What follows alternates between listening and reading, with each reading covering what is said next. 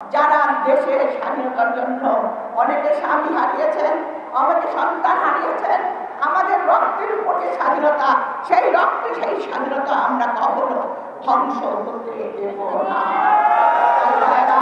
আমরা জানি আপনারা অনেক কষ্ট করছেন।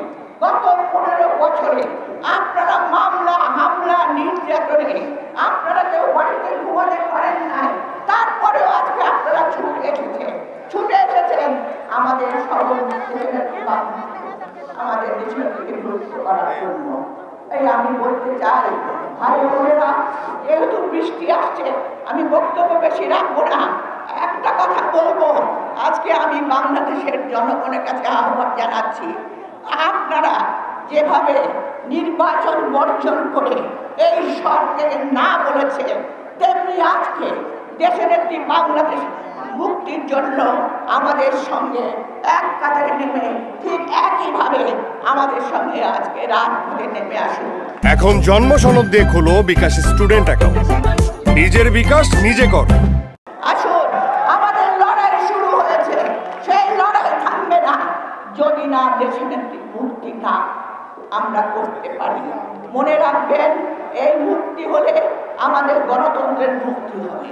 আমরা জানি আমাদের আপসহীন নেত্রীকে কিভাবে তারা মেরে ফেলার চক্রান্ত করছে।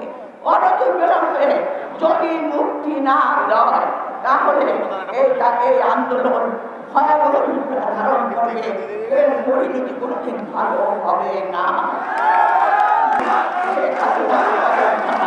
আসুন, আমরা সবাই ঐক্যবদ্ধ হয়ে আজকে থেকে প্রতিজ্ঞা করি, দেশের একটি বেগম খালেদা জিয়া মুক্ত না হওয়া পর্যন্ত আমরা কোন ঘরে ফিরব না।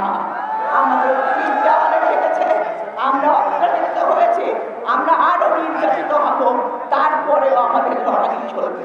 আসুন ভাইরা, জনগণকে সাথে নিয়ে আমরা এগিয়ে চলি। এখন জন্ম সনদ দিয়ে খোলো বিকাশ স্টুডেন্ট অ্যাকাউন্ট। নিজের বিকাশ নিজে কর। আজকে আমি ময়মনসিংহে যারা আজকে এসেছেন আপনাদেরকে ধন্যবাদ জানাই, কৃতজ্ঞতা জানাই। আপনারা যেভাবে আজকে ছুটে এসেছেন দেশের একটি বেগম খালেদা জিয়ার জন্য, কারণ আপনারা ভালোবাসেন, আপনার আবেগ, আপনার চিন্তা। বিরাট জনসমাবেশে আপনারা ঝড় বাদল বৃষ্টিকে উপেক্ষা করে এখানে সমবেত হয়েছেন। আপনারা ছুটে এসেছেন, তার কারণ আপনাদের হৃদয়ের স্পন্দন।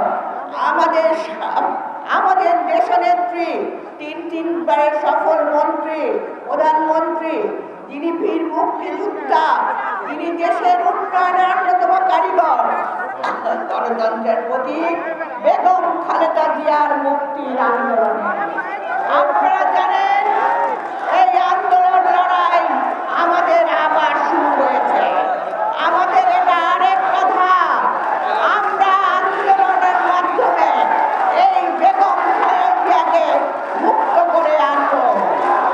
সংগ্রামী ভাই ও বোনেরা, আপনারা জানেন মিথ্যা মামলায় যে ব্যক্তিকে এই স্বৈরাচারী সরকার যেভাবে মিথ্যা কারাগারে আবদ্ধ করে রেখেছেন, তাকে চিকিৎসা পর্যন্ত করতে দেওয়া হচ্ছে না। তিনি অসুস্থ, যার সুচিকিৎসাভাবে আজকে মৃত্যুর সঙ্গে লড়াই করছেন, সেই নেত্রীকে আর আমরা কারাগারে আবদ্ধ থাকতে দেব না। আপনাদেরকে মনে রাখতে হবে, স্বাধীনতা যুদ্ধ হয়েছিল, সেটা মুক্তিযুদ্ধের মাধ্যমে সেখানে লড়াই হয়েছিল, করেছিল বাংলাদেশের জনগণ। আর তার সঙ্গে ছিলেন আমাদের প্রেসিডেন্ট জিয়াউর রহমান, তিনি ঘোষণা দিয়েছিলেন স্বাধীনতার এবং মুক্তিযুদ্ধের মাধ্যমে দেশকে স্বাধীন করেছিলেন। তাই আমরা বলতে চাই, আমাদের এই লড়াই হবে সত্যিকারের আরেকটি মুক্তিযুদ্ধ। কারণ দেশ আজকে পরাধীন হতে চলেছে, দেশের স্বাধীনতা আজকে প্রশ্নবিদ্ধ। আপনারা দেখেছেন দেশনেত্রীর অপরাধ হলো দেশনেত্রী জনগণের হৃদয়ের স্পন্দন। আজকে যদি আপনি গ্রামে গঞ্জে হেঁটে বেড়ান, সেখানে শুনবেন একটি আওয়াজ, সেই আওয়াজটা হলো দেশনেত্রী বেগম খালেদা জিয়াকে মুক্ত করতে হবে। সবাই আজকে একটা আওয়াজ তুলেছে। আপনারা জানেন দেশনেত্রী মানেই আমাদের গণতন্ত্রের মুক্তি। আপনারা জানেন দেশনেত্রী মানেই বাংলাদেশের স্বাধীনতা রক্ষার মুক্তি। এই আন্দোলনে আজকে আমাদেরকে যদি আবার লড়াই করতে হয় নতুন করে, আমরা লড়াই করব। আজকে দেখেন আমাদের এই বর্তমান একটা ফ্যাসিস্ট সরকার, যার কোনো জবাবদিহিতা নাই, যে কিনা বিনা নির্বাচনের মাধ্যমে জোর করে আরেকটা দেশের সহায়তায় জোর করে ক্ষমতা দখল করে আছে, জোর করে সে তিনি কি করছেন? আজকে বাংলাদেশের মানুষের বুকের উপর পা দিয়ে তিনি একের পর এক তার উন্নয়ন কর্মকাণ্ড, কি উন্নয়ন, তার প্রকল্প উন্নয়ন, যার মাধ্যমে কোটি কোটি টাকা বিদেশে পাচার করেছে, যার মাধ্যমে তিনি প্রশাসন, পুলিশ সবাইকে দুর্নীতিবাজ করে তাকে কোটি কোটি টাকা বিদেশে পাচার করে দেশের সাধারণ মানুষের উপর পা দিয়ে নির্যাতন করে আজকে দেশকে আজকে পরাদেশের সার্বভৌমত্ব নষ্ট করতে বসেছে। আজকে আপনারা দেখেছেন অতি সম্প্রতি আমাদের প্রধানমন্ত্রী দুইবার ভারতে চলে গেছেন। ভারতে গিয়ে তিনি কি করেছেন?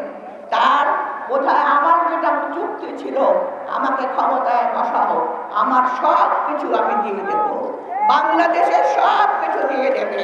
তাই অসম চুক্তি করে বাংলাদেশের নিরাপত্তা বিকৃত করে বাংলাদেশের স্বার্থের বাইরে আজকে বাংলাদেশকে অন্য দেশের দাসে পরিণত করার চেষ্টা করছে।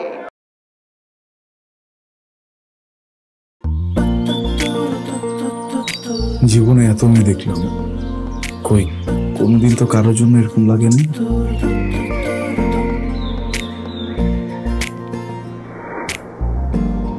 কে এটা? এত মায়া। কেমন আছেন আঙ্কেল?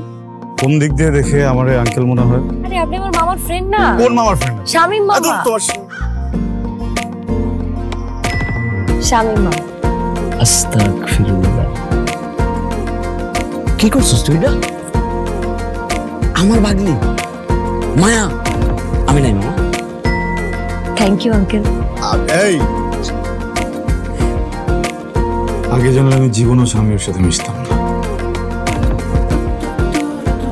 জীবনের প্রথম একটা আমি ভালো লাগলো, সেইটা নাকি বন্ধুর ভাগ্নি।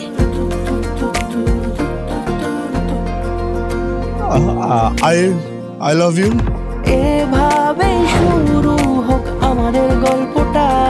আপনি আমার মামার বন্ধু, মানে আপনি আমার মামা। মামা জানি কোথাকার। এই ফুলটা নিয়ে যাও। এভাবে শুরু হোক আমাদের গল্পটা। বাবাজান, আমার বোন আপনার ভাগ্নি, এটাই বাস্তবতা। এই বাস্তবতা মানি না, তাহলে আমি ওর সাথে বন্ধুত্ব রাখবো না। কি রে তুই খারার উপরে পল্টি লয়ে লাইতেছ? জুতা দে মুতরে। হ্যাঁ, জুতাও তো লাগবে এক জোড়া, একটু বাড়াই দিও। হারামজাদা খারাপ।